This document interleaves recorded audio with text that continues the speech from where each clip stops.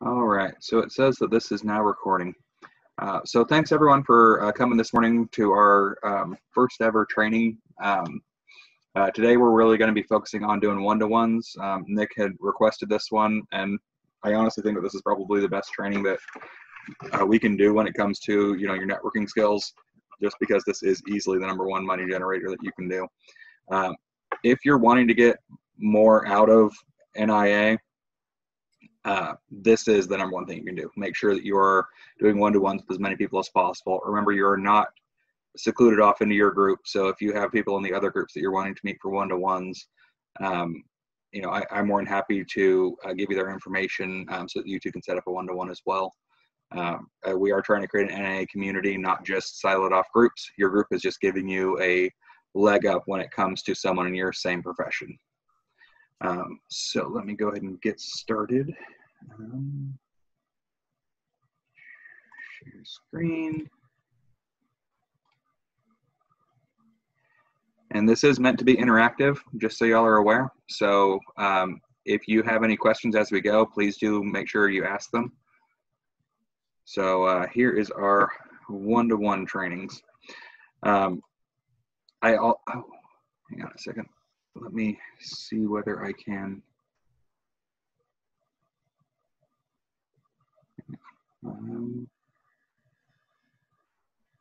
Okay, in the chat, can I put a file in here? No. Okay, I'll send everyone the worksheet that goes along with this afterwards. So just to kind of go over what this is all about.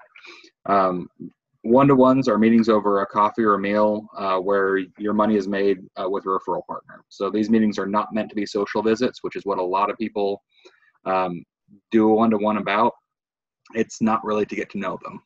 Now, don't get me wrong, that's going to happen naturally in these types of meetings, but the point is these are business meetings where both parties are meant to learn more about each other's businesses and to teach one another how to go about finding higher quality referrals for each other. So really do keep that mindset in mind when you are doing a one-to-one. You're really trying to figure out as much as possible about their business. So the worksheet that I'm going to give you will give you some ideas on how to structure your meetings and questions to ask. But the overarching point that I really want to make is this: the best way to get a true referral partner is to take a genuine interest in their business and truly engage with them when they're discussing on how you can help them. I cannot stress that enough. The more you try and help someone else, the more they're going to want to go out of their way to try and help you. So, BNI calls it giver's gain. This is just a truism of, if I can, see, even if you may not be able to give me referrals, if I'm going out of my way to try, you're going to feel a lot better about sending me business as well. So just to kind of let you know here, we only have 8 slides here. I'm not trying to make this a large, wordy thing, but we're going to go over the purpose, preparations, what you do during the meetings, questions that you should ask during the meetings, and then what you should do after the meeting. So I kind of went over the purpose already.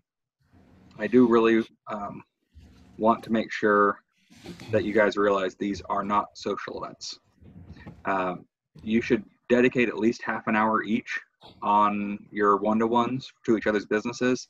Now, if you want to make this a 2-hour-long one-to-one, go ahead and do some socializing as well. Like, that's perfectly fine. But make sure that you're spending a good, solid amount of time as a business meeting doing a strategy session. That's really what this comes to. So in that regard, your preparations before the meeting. So the first thing is you should send them any information about your business that you'd like them to know about. So that includes things like if you have a one sheet about your business, a CV, resumes, promo material, websites, anything that you want them to know about you beforehand, so you don't have to explain the very basics of what you do, the better. Them taking the time to research you a little bit beforehand, of course, is going to be a really helpful thing as well. But make it easy on them. Make sure that they are really aware of exactly where you're at with your business and what you're doing with it. Next one, send a calendar invite.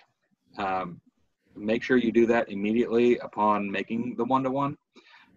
Don't wait for them to do it, because then you might forget. So now, granted, if they send you one before you do, awesome, you can just use that one. But the purpose is in that calendar invite, make sure you have each other's phone numbers in there. It's going to be sent to each of your emails.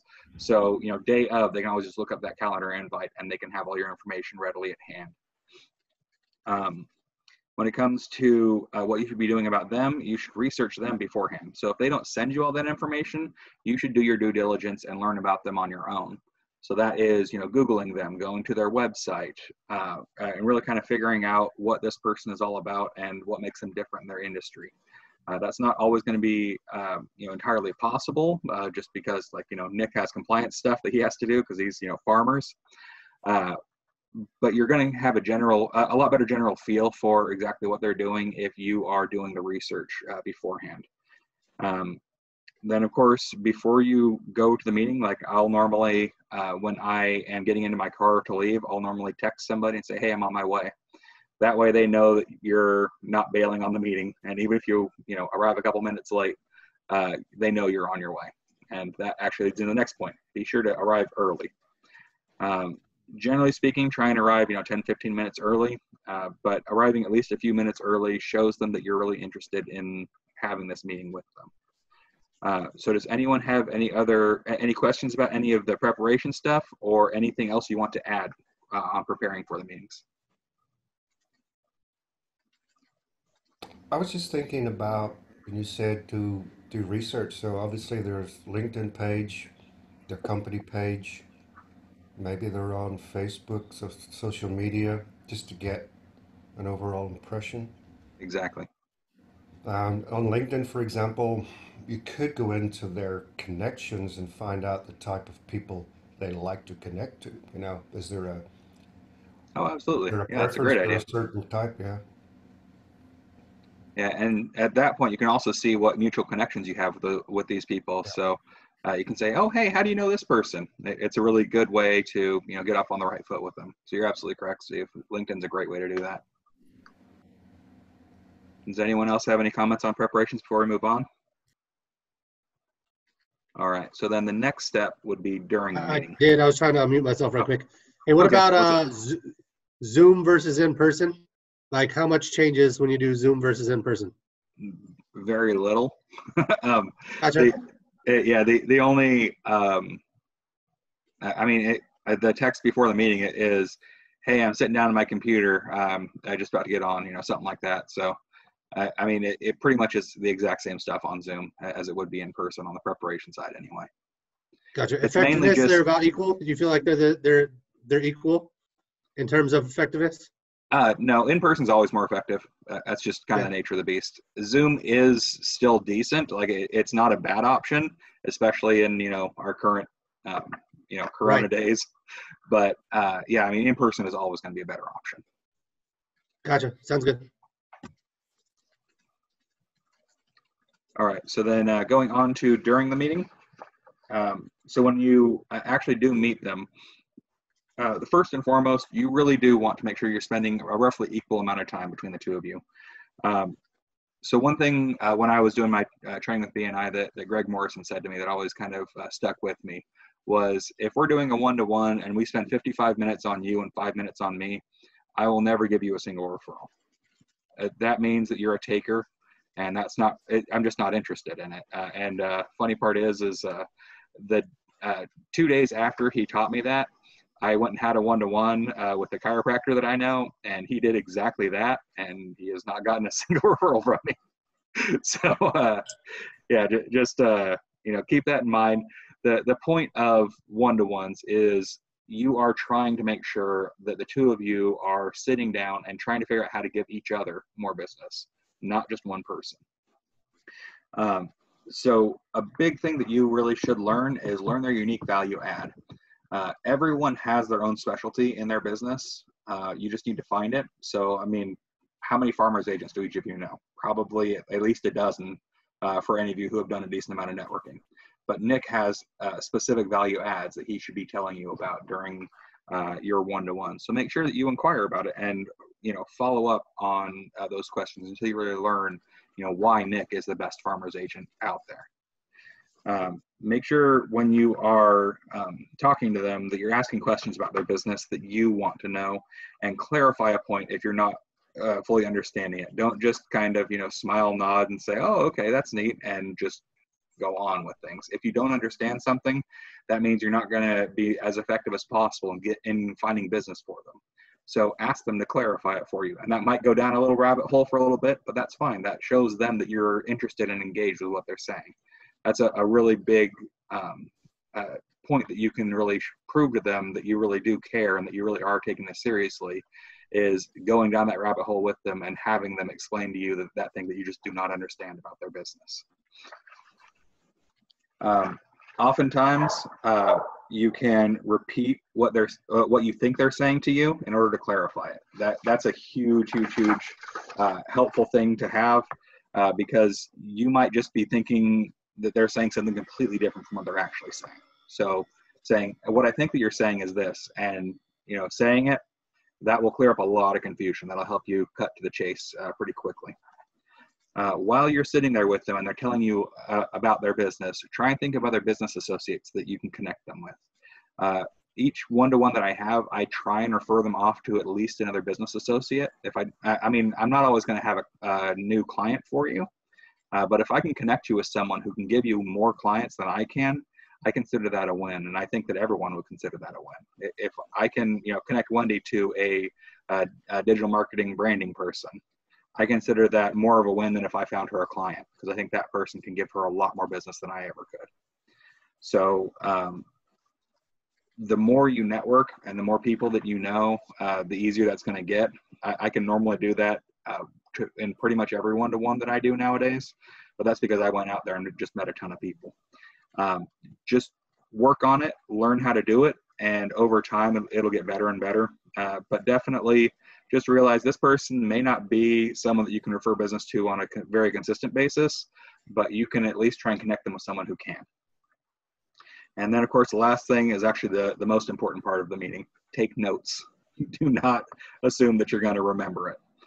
Whenever they say something that you need to remember or something that you're going to follow up with, anything and everything that matters for after the meeting, make sure that you write it down somewhere. I don't think I can stress that part enough. So on the during the meeting part, are there any questions or comments that you guys want to make? Anything else you want to add to it?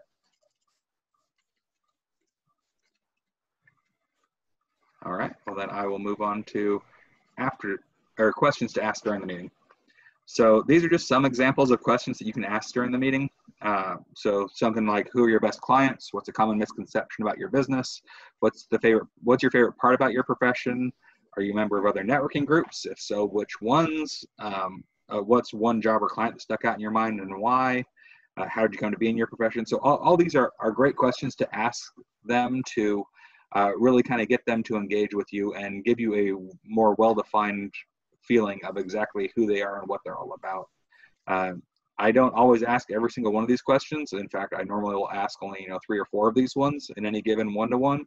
But it's really you trying to feel them out and trying to figure out ways that you can help them. And so these are just kind of some guideline questions that you can ask. There's a ton more in networking books that you can get. But these are just kind of some of the standard ones that will give you kind of best bang for your buck. So does anyone have a question that they normally really like to ask in a one-to-one?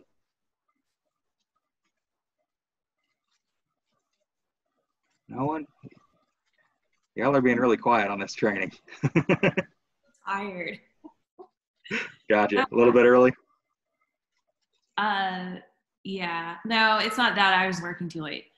The number one, what for me is just because everything starts blending together is the question that you already mentioned, which is like what differentiates your business, the most. And I'll ask it different ways if I'm not getting a clear answer, because sometimes you ask people that and they're like, well, I can get you the best rate. And it's like, okay, well, everybody says that. So, and it helps me learn a lot too, because sometimes you kind of find out there's not one. And, maybe if 2 people that do the same thing, then you're going to kind of roll with that person that's different. Yeah. That's, and I found that that's also the easiest way to get to know someone, because that's like something that's memorable that you can that has like meat to it, that you can, it's not just like a fact. It's like, really like part of their personal brand, I guess. Yeah, and I can tell you this just from knowing both Chad and Beth. So Chad is the financial planner in the Pflugerville group. Beth is the financial planner in the Lakeline group. Chad is far more focused on figuring out how to give you more money when you first retire on a year-to-year basis through using whole life. Beth is far more focused on helping those going through a divorce or who have been through a divorce and helping them get their financial needs in order. So while they are both financial advisors and they can both do all the same things, they have a much different focus on what they do. So, I would refer business to both of them. It's just a matter of which direction that person needs to go in. Yeah, or their approach might be different. Like I learned stuff from Chad that my financial advisor, like full disclosure, that I already have before I moved here and met him,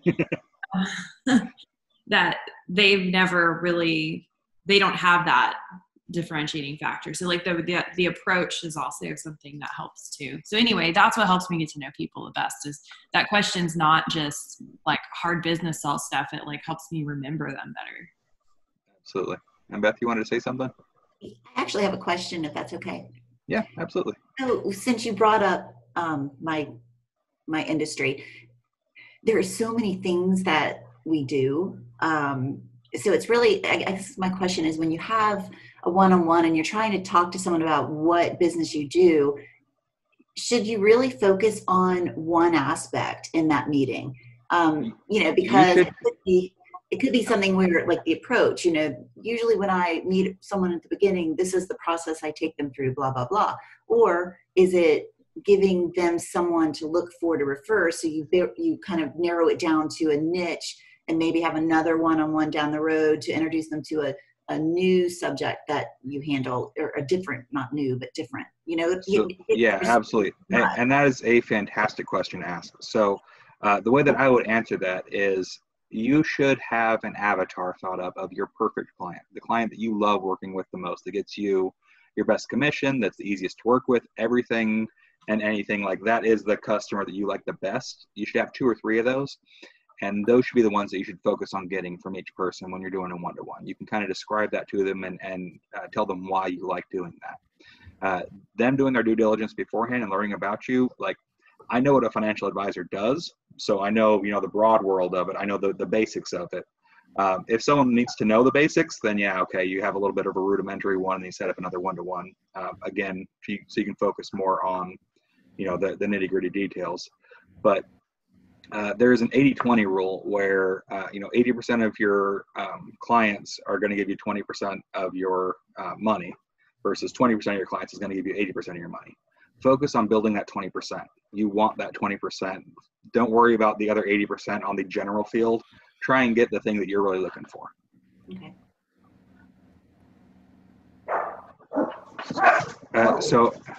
Excuse my dogs. So any other questions or comments on the questions to ask?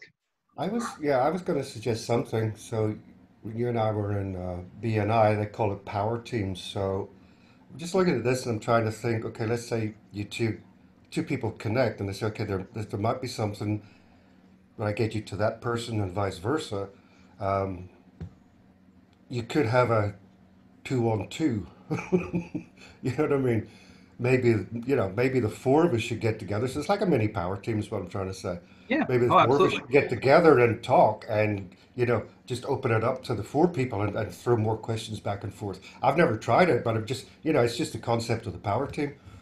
Yeah, and you can absolutely do a mini power team type thing. I mean, like I was saying in the beginning, we're looking to create an NIA community here. We're not looking to silo you guys off and try and make it so it's my group against their group or chapter against chapter and all that.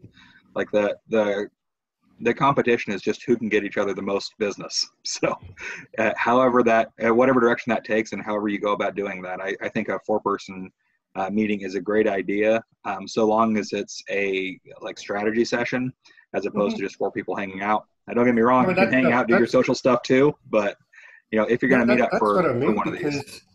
because like I say, I've never tried it, but I have tried power teams, and let's say there's 8 people in a power team. You'll typically find only 3 people contribute, and the others are just hanging Yep. out.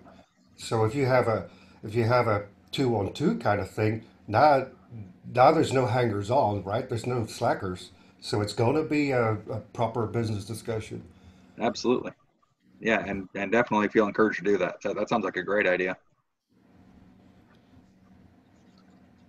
So does anyone have any other questions or comments about the questions to ask? All right, so then let's move on to the after the meeting. And this is the thing this is the number one thing that everyone struggles with. This part is just, Yeah. it's only done by those who are really good at networking. I'll put it like that. Showing that you're a trustworthy resource that will follow through on what you said that you were going to do during the one-to-one is the number one way for you to get a solid referral partner. So the main thing right here is follow through. If you say you're going to connect them with somebody, you're going to write an email, you're going to send them a client, something like that, make sure that you do it within 24 to 48 hours. Don't forget, that's why you're writing it down in your notes. Make sure that you follow through with what you said you're going to do. That way you're showing them that you're a trustworthy resource that they can count on in the future. I highly recommend writing a thank you email. When it comes to thank you email, that should be within a day or two of the one-to-one. I'm terrible at doing this part, but it's a really important thing to do. When you do write this email, make sure you point out one or two things that you really found valuable in your meeting with them. That way they understand that not only did you appreciate their time, but that you were listening to what they had to say. I think I was just going to say, to make that composition process easier, I've just written down, you come up with an email template that just does the skeleton and then fill in kind of the blanks that relate to. So you've already got it sort of halfway laid out. You don't have to Yep. start with a blank screen. Oh, I love email templates. They're my favorite thing. Yeah. Copy and paste is my friend. Yeah, I absolutely love those things. There you go. Also, before you leave, set up another one-to-one meeting. Even if it's 3 months down the road, say, hey, we should really get back together again in the future. Now, I'm not wanting to do this right away, but can we put it into our calendars for 4 months from now or 3 months from now or what have you? You can always reschedule it if it doesn't work out for you. But that way you're showing them that you're engaged in the long term, and you might forget. And this might be someone who's really important to you that you really do need to keep up with. But you just, things happened, you got busy, and time slipped away, and all of a sudden you haven't talked to this person in almost a year. So set up that next one-to-one. You can always reschedule it. And of course, send a rep man request. This is an NIA specific thing for all the NIA members, but when it comes to reputation management program, the only way that you're going to get reviews is by using it. So make sure at the end of the one-to-one, say, hey, can I send you a link where you can leave a review on my Facebook, Google, or Yelp page? It's just a real quick 3 clicks. If you want to, type a little statement or whatever, you're more than welcome to. But I get a lot of business off of online reviews, and now that you know me on a personal level, you can at least vouch for who I am as a person, as opposed to, you may not have used my services, but I can, say all kinds of great things about Steve. So I can give, don't get me wrong, I've used his services too, but I can give him a review just based on what I know about him. So you can always do that with everyone else, and you can say, I'll send it to you in a really easy format. If they're not an NIA member, you can say, hey, you can always just email me the links to the sites that you want me to review you on, and vice versa. Always make sure that you're giving back, but really try and push that. That way you can get those reviews online. Now, Beth, I know it's a little bit different in the financial planning world, but for the rest of you, you'll have 20, 30 reviews before you know it, just by learning about other people's businesses and doing the things you're supposed to be doing anyway. And of course, last but not least, log it into the app. That one's a pretty self-explanatory one. But if you're going to be doing a one-to-one with one of our members, you do want to get those points because, as Amber was saying, it's a fun little competition to have. And it's kind of see yourself moving up in the rankings and whatnot. So does anyone have any questions on the after meeting stuff?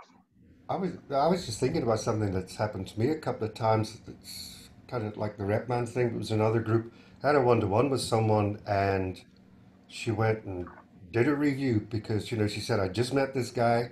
He's really engaged with his customers. I can see he does a good job for everyone. So with just from having that hour together, she was kind enough to go out and say, I was really impressed with this guy. And I bet that impressed you a lot about her, right? It did. Yeah. It ingratiates you to that person because they're taking that time out to really, Yep. go the Yeah, extra because mile I'm for you. like, wow, that's really nice of her. Yeah. So that really concludes all of the trainings on how to do a one-to-one the most effectively. So I'm just kind of looking for any questions or comments that any of you have on any of the things that we talked about, or anything else you wanted to add or clarify. No, I think it's just going back to the basics. It's just thank you for doing this training, just so we can go back through it. I mean, I do one-to-ones all the time, but you kind of get lost in like building relationships and chatting, and kind of lose track that we're supposed to be trying to learn about each other and help each other grow, right? Like, Yeah. That's totally fair. Yeah. Yeah, I've done a million one-to-ones, and they end up just being like first dates, and and then it's like, nothing comes out of it for either party. And so I appreciate you doing this. Specifically, I never in a million years, I don't know why, but never thought to ask for the rep man and for the Facebook review and that kind of thing. And that's just so easy and makes total sense. It's really low-hanging fruit. Absolutely. Yeah, really. And like, that's the easiest follow-up and the easiest way to take the next step and continue the momentum of the one-to-one. Makes total sense. And then I really like the question that you brought up earlier on your question screen of, if you had to do it all over again, what did you do wrong, or what would you do differently? Because I think that the answer to that question, if you listen carefully, can be really insightful into what kind of person you're dealing with and who you're talking to. And so that's definitely one I'm going to add to my one-to-ones. Well, awesome. Well, I was just going to add something. This, when it's blank, is very, very intimidating. So the one-page networking plan, if you can see it, when I look at that, I just see the blank page, and it's hard to get. But I know we hate it. We all hate. But I think it's very important to start filling it in. You can always, add to it as you go along, but it is formulated to make you think about what it is you're trying to get out of all this and how you're going to go about it. Yeah, I think one thing that people kind of miss is you're taking time out of your productive hours to go and do this one-to-one meeting. There's got to be a reason why you're not producing during that hour. And the point of that is you're training an outside salesperson to go and hunt down business for you and send it your way, and vice versa. So you really do need to make sure that you're treating it that way, because otherwise you're just kind of wasting your time. And don't get me wrong, you're getting to know a new friend or what have you, but when it comes to your business, you're just not getting the results that you're looking for out of it if you're not treating it like a business meeting. It's a little bit different in these times, but in the past we had each other's business cards and to pass around at the physical meetings. But I've had instances in PostNet, because we're a B2B, where someone will come in, we just start chatting, and that person will say something, and I've got someone in mind. I said, just hang on. Going to take me 2 minutes. I've got his business card in the back, and then I pull it out of my little binder and pass it over. So that's almost all of those did not have me involved. It was just me facilitating two other guys. I said, you ought to call this person. He's really, really good. That kind of thing. Oh, nice. As I say, at the moment, virtual business when you cards or do whatever. that, by the way, make sure that you text that other person and let them know, hey, I just let a customer know about your information. That way they're aware that there might be a referral coming their way. What I would typically do is it okay for him to call you? Yeah, it's a much better way of doing that. Because then you kind of like warming it up a little bit and setting some expectation. Absolutely. So that's the other thing about not just taking notes, but really being engaged. That when you're in that situation, like I was in a few times, that you're going, your mind is going. You're listening to that person, but your mind is going like, is there someone I know? That kind of thing. So you gotta really take it seriously, because when you do facilitate, like you said, the giver's gain philosophy thing, when you do facilitate, you get brownie points. Yep. absolutely you do. Okay, well, were there any other questions or anything else you guys wanted to add to this? What is a classy way of trying to make sure, like I know how to dig in and repeat back, what somebody's saying to make sure that I understand their business. And then if I'm not 100% confident talking about it, I always ask them to send me like, hey, send me a little bio or a blurb or something that I can share when I refer you to other people via email, that kind of thing. How can you be sure that somebody understands what you do? Is there like a classy way to talk about that? Or or do you just not worry about it if they don't get it? So when it comes to what I do, it's a little bit easier because, everyone knows what insurance is. But I get what you're saying because, graphic design goes to a lot of different directions that people just aren't really thinking about. What I would suggest for you is to create a one page that you can email them afterwards and just kind of show them all the different things that you can do. And of course, it's not all that you can do, but a lot of the categories that you can do work in. That would be a really easy way for them to have a referral guide for you. It's just because your profession is a harder one to really kind of wrap your head around. Does anyone else have a better way of doing that? No, but I agree. Like, I think that's a great idea. I mean, even with our one-to-one, like, you can do so many different things, social media, marketing, like there's just so many different avenues. So I think like maybe like the after email, thank you, right? Hey, just to break down, this is what my niche is. This is what I'm looking for. I think that would probably be good for everybody, right? I mean, Yeah. Absolutely. What I just typed in wendybowie.com and had a look. So you've spent or you've had someone spend time putting content up on your front of your web page. Yeah. Use that as the basis to make that little summary and lay out a few things that you do because the content's already there. I usually follow up with a bio and a link to my portfolio. I think that's the least intrusive way of doing it. Yeah. The one pager that I was talking about for you to have would be not so much your portfolio, but direct applications of what you can do for people, like what like a concert poster versus business card versus graphic on a social media post versus any of the other things that you do. You have so many different things that you can do for them. What my wife and I say is you basically gotta put something in people's faces. So you can put the graphics up there and people say, oh, she only does this fancy stuff. And you've got, so I would lay out whether it's, bullet points or whatever it is, just put the text out there of what you do as well. Because honestly, we've been open in Round Rock for 5 years. People have been coming in for 5 years. It's surrounded by $300,000 worth of print equipment when they come through the front door to the counter. And after 5 years, they go like, gel print. Yep. Yeah, we don't.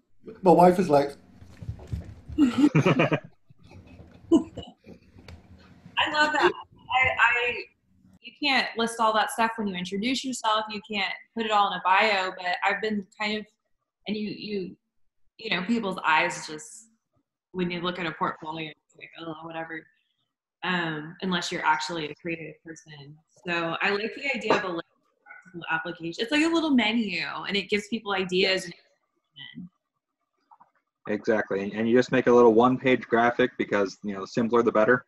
It's as easy as you can make it for other people to understand the basics of what you do. Mm-hmm. So, Dr. James, you have a good one. So were there any other questions or any other comments you guys had about any of this stuff? I hope that answered your question as well as we could anyway, Wendy. Yeah, it helped. no, that was good because it's always good to circle back and start from fundamentals again. Because sometimes you drift away and let's say you develop your own way of doing it, but you're actually drifting away from the formal path. So it's just good to come back and Yeah, and doing the research for this training, I realized my follow-up is not what it used to be. I used to be fantastic at follow-up, and now I'm just not as good because I got too busy. So I really need to, retrain myself on that part of things. All So, well, right. I'm glad that, y'all found some value out of this. I'm more than happy to train on anything to do with networking. So if any of you have a subject that you would like me to do the next training on, I'm more than happy to do that. And I will be doing these trainings on a regular basis. So you can attend, you cannot, whatever you want to do. I will be recording these and putting these onto our YouTube page as well. So we're going to have Mm-hmm. a ton of trainings for how to network better, how to use the NIA equipment and do everything NIA. We're going to have all of your videos on there as well. So it's going to be a really solid resource over time. And Great. put it up on our group blog page with a little note Absolutely. that says, "You must see what y'all missed." Yeah, I have a couple of people who said they really wanted to attend this training but just couldn't make this time frame work. So I made sure to record it for them so that we can send it out to everybody. Well, thanks very much, everyone, for coming. Okay. I do appreciate Thank you you. taking the time out of your day Thanks for a lot. this. And I will see you. I'll see some of you tomorrow, but I'll see y'all Mhm. probably on Tuesday. All right. See ya.